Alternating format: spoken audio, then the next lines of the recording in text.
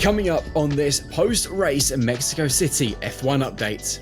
For the first time since Oscar Piastri took the lead in the championship since the Saudi Arabian Grand Prix all the way back in April, we now have a new leader of this championship. It is Lando by 1 point. For me, this title race is still wide open despite all this momentum that Lando has got with him right now.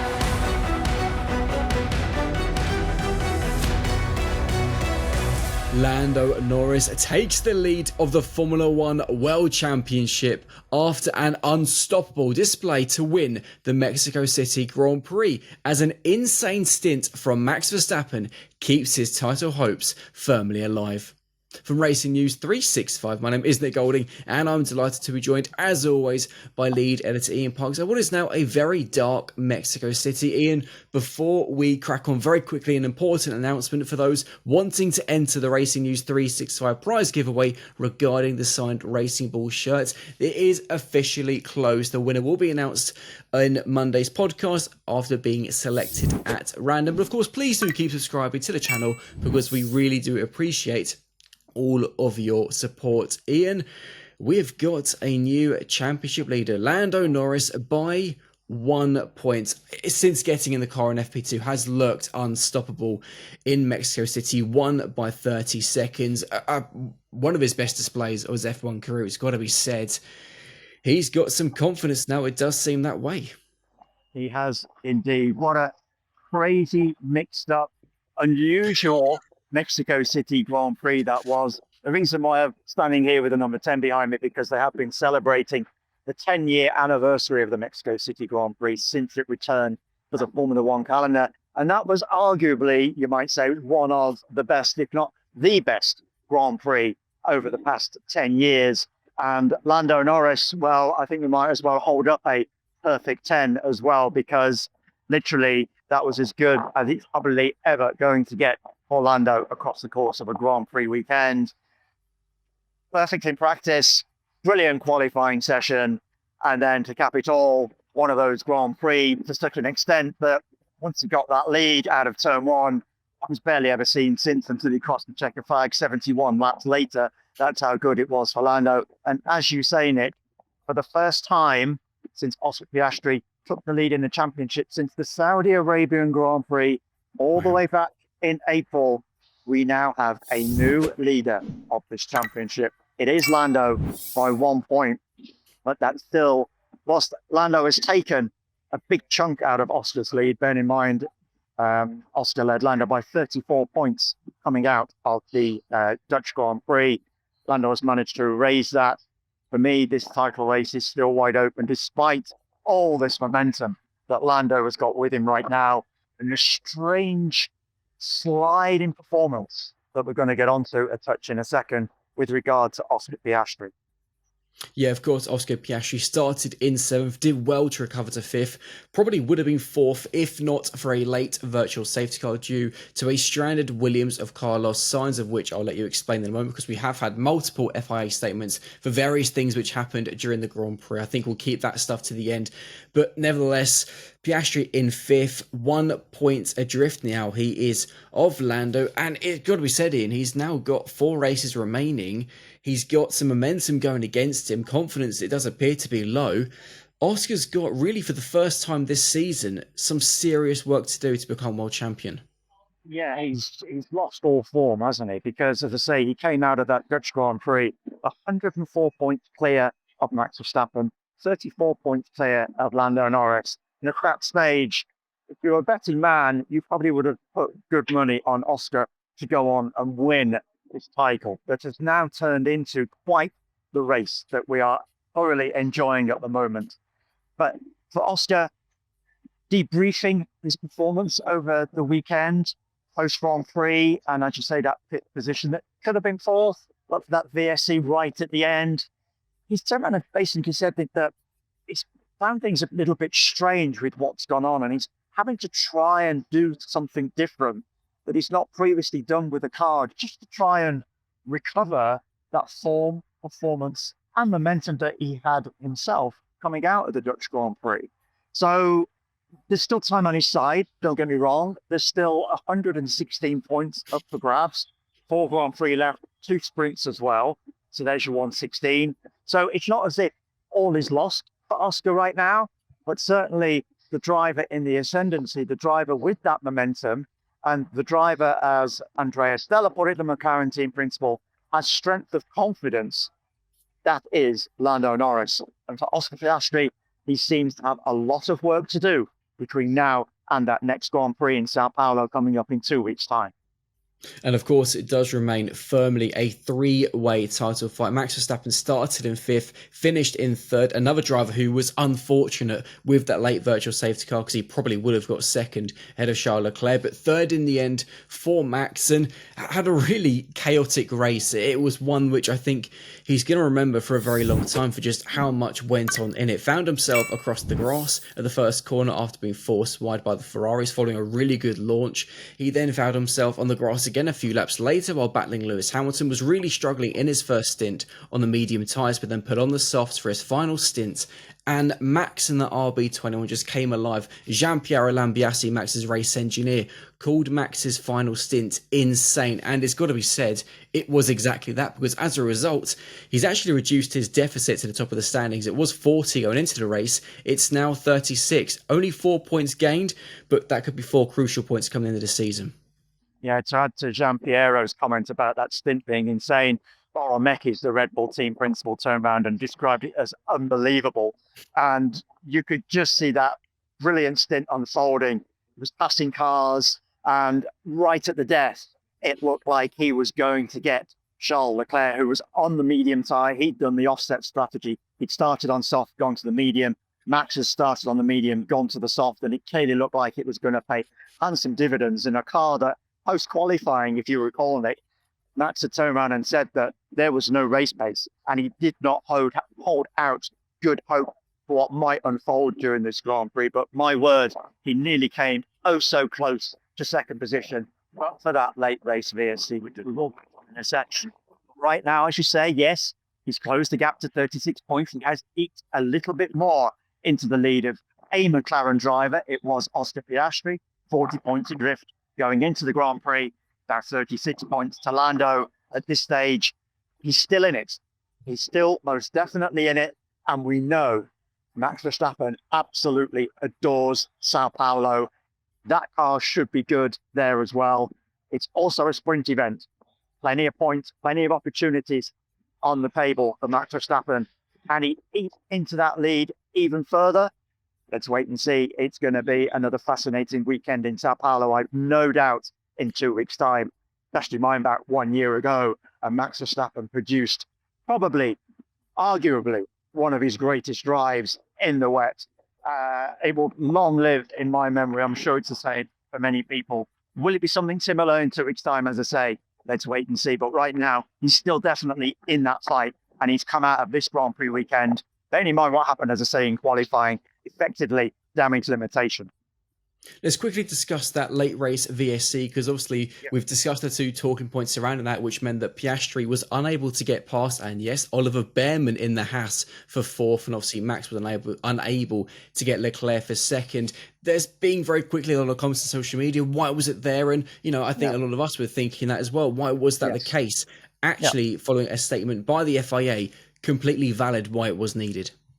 Yeah, just to help people understand exactly what happened, because as you say, Nick, I think a lot of us, media fans, were really quite confused with that VSC, and obviously hugely disappointed as well, because it robbed us of what could have potentially been a great finish, not only with Max catching Charles Leclerc, but also with Oscar Piastri hunting down Oliver Bearman as well.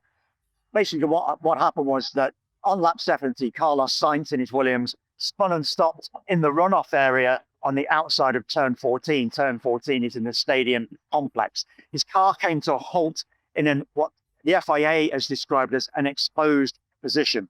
That car, the Williams, subsequently, forgive my words, began smoking, and race control received notifications of a fire, making it clear that marshal intervention would be required for its recovery. And as is standard procedure when marshals are deployed to recover a car, the race is neutralized. And in this case, it led to the VSC that was triggered until Carlos's Williams was removed and placed behind a safe location behind the barriers. The VSC ended on lap 71 midway through.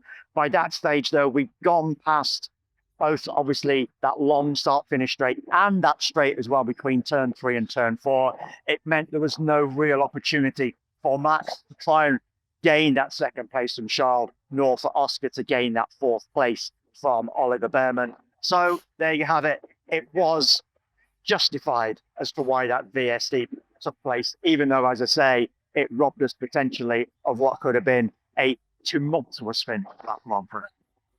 And as I've mentioned a couple of times, you just mentioned as well, it was, yes, Haas's Oliver Bearman in fourth. Ian, a few words on that, because at one stage he was in third place. There was questions, could this be a podium? In the end, no, the pace is not quite there, but fourth for Ollie, a career best. That was some drive by the rookie driver. Wasn't so much that the pace wasn't quite there, Nick, because I spoke to Ayo Komatsu, the Haas team principal, after the Grand Prix, and it was more a case of they felt they got the pace in that car.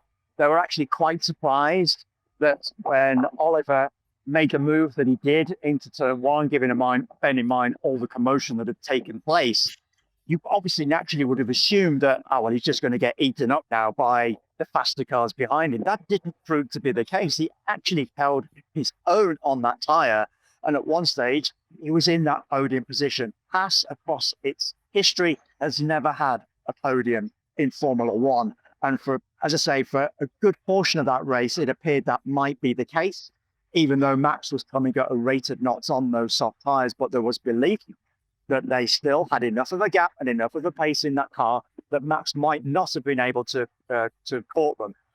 What ultimately unfolded was the fact that Kimi Antonelli and Oscar Piastri, who were battling for those positions in the mid-top 10, both came in at the same time. It triggered a second pit stop period, and ultimately Haas had to react.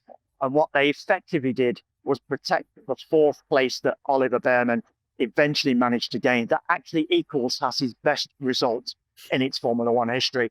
Great performance overall by both Ollie and Haas.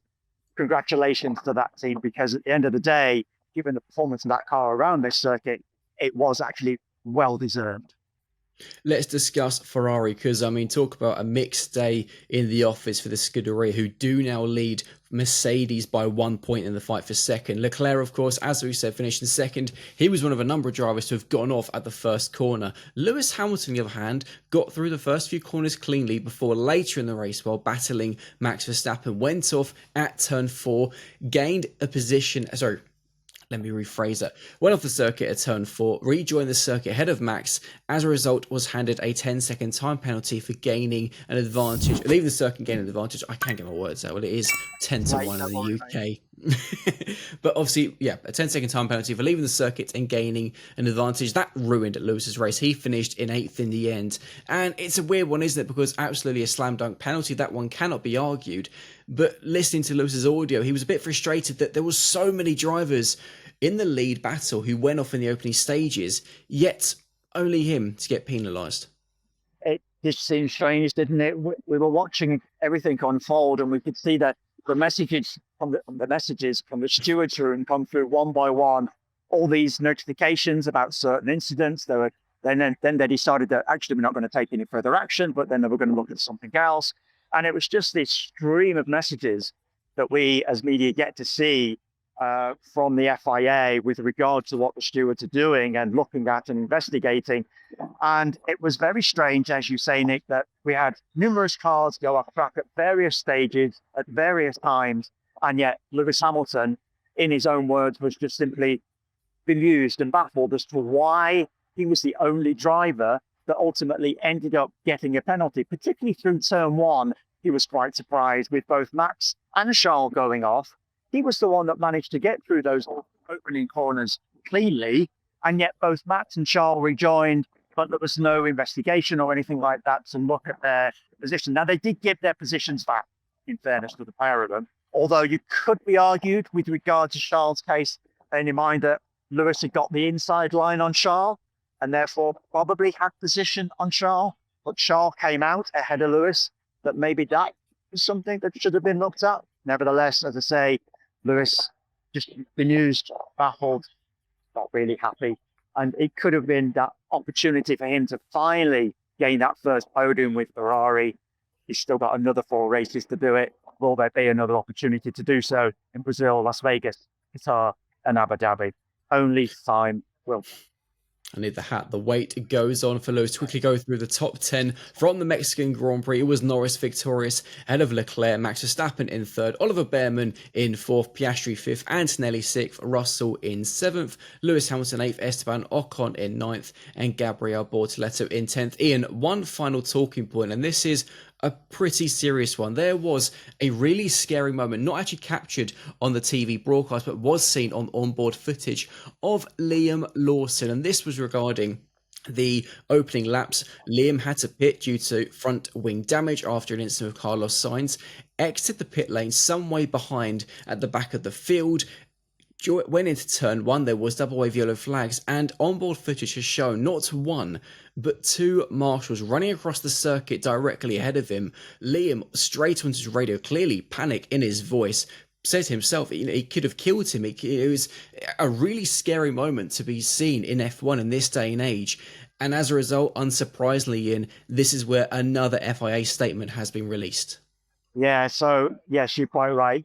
Liam just shocked, and why not? Because, as you pointed out, he did say over the radio that he could have killed that particular marshal. So it was on lap 3, and that the marshals have been alerted and placed on standby to enter the track and recover the debris once all the cars have passed turn 1, because there was some debris from turn 1 incident earlier in the race. But as soon as it became apparent that Liam had pitted, the instructions to dispatch the marshals were then rescinded. That led to the double yellow flags being shown in that particular area. But unfortunately, for some reason, the marshals in that area quite clearly didn't get that particular message. At the moment, and it's going to be ongoing, the FIA is still investigating as to what exactly occurred after that point. So it is going to be one of those that we are going to hear from the FIA in midweek, maybe tomorrow, Monday, I'm saying tomorrow because it's Sunday night for me, but today for you folks, as you probably listen to this, the majority of you. And we're going to hear from the FIA exactly what unfolded. But as I say, I'm assuming somehow, some reason why those 2 marshals in particular did not get the message that they should have remained in place. Yeah, really scary moment. Ian, on that note, amazing stuff. As always, safe travels back from Mexico City. For those who've enjoyed this video, please do smash the like button, subscribe to the channel, comment below your thoughts on the Mexico City Grand Prix, and please do leave us some questions from the Grand Prix which you have for us to answer in our fan questions video. And of course, as I've pointed out, the winner of our prize giveaway will be announced in Monday's podcast, so be sure to either listen or tune into that on the YouTube. For myself and Ian, we'll see you very soon. See you later. Take care. Thanks for watching and listening, as always, folks.